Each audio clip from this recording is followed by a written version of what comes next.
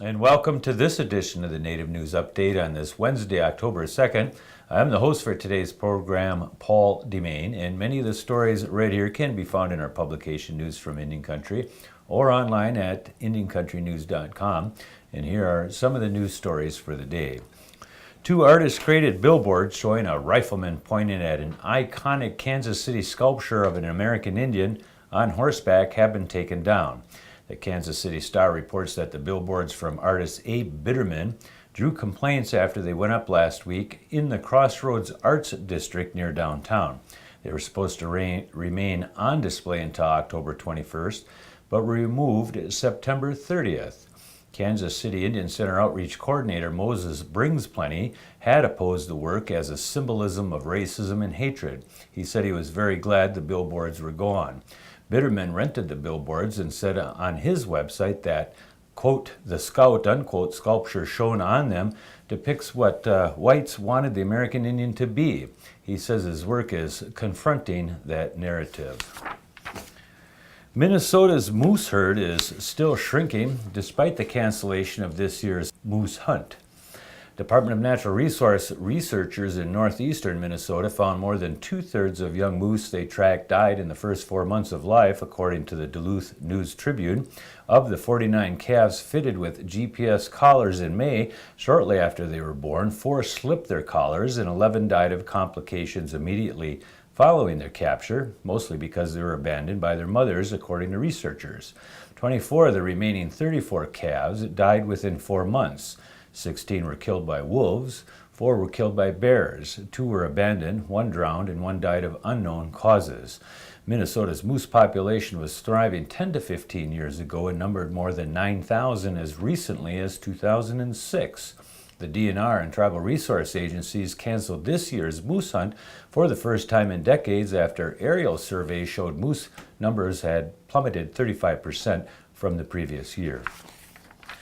A Cannonball, North Dakota man must pay back the cost of a church he set fire to on the Standing Rock Indian Reservation. 19-year-old Phoenix Martinez pled guilty to arson in June for torching the St. James Episcopal Church in North Dakota town of Cannonball in July of 2012. The church was destroyed. The U.S. Attorney's Office says Martinez was sentenced this week in Bismarck to 3 years and 4 months in federal prison, followed by 5 years of supervised release. He must pay restitution of $354,000. The federal government is also betting that $16.5 million at a group in South Dakota technical institutes and tribal colleges can boost the state's health-cased workforce. The health care workforce, that is. U.S. Labor Secretary Thomas Perez says the South Dakota Allied Health Training Consortium will receive the money during the next 4 years. The Argus Leader reports the schools will create or replicate innovative training to move more adults into high-paying health care jobs in the state that are in high demand. And lookout squash, a third-generation crop of Gite okosomin, or ancient squash in the Ojibwe language, has people talking in the Great Lakes this fall as the crops are brought in. According to Winona Leduc, the seeds for the squash were found in a small clay ball during a construction project in the Great Lakes region several years ago. For years, people could hear what were the seeds shaking inside until they were finally extracted and sent to a seed preservation project, with some being offered back to the tribal community for incubating. The yellow orangish squash is sweet and makes a delicious soup. According to several people, the inside guts taste sweet like watermelon, and mature squash were able to withstand a recent frosting.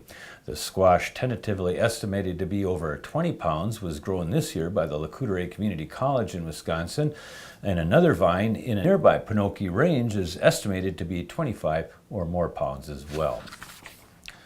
A lens in a tiny box affixed atop a tripod spins while the box oscillates. A tiny beam of light flashes repeatedly from the lens. It pulsates. It creates a unique scan of 19 individual totem poles in the Sitka National Historic Park.